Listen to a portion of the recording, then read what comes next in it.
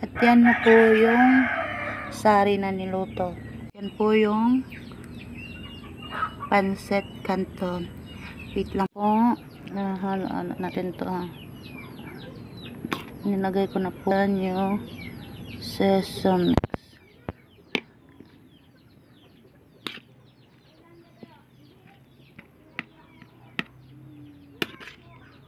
Ito po yung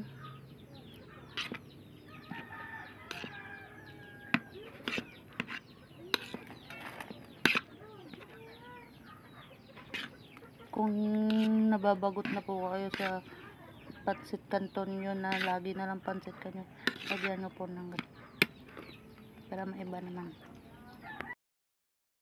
Yan na po yung pancit canton with sari-sari yung gulay. Kaya yun, kung bagot na po kayo sa ano, sa pancit canton nyo, yan lang po siya. May mga ano na see